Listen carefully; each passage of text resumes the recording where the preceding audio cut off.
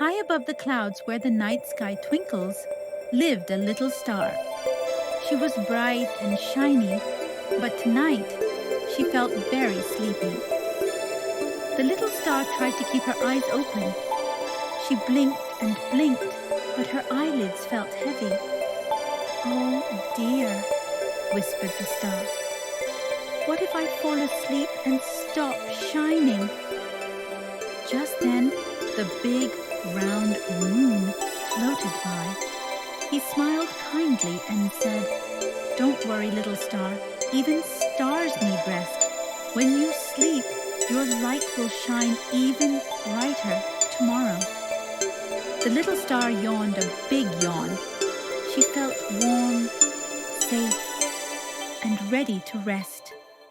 Her glow grew softer and softer as she closed her tiny eyes.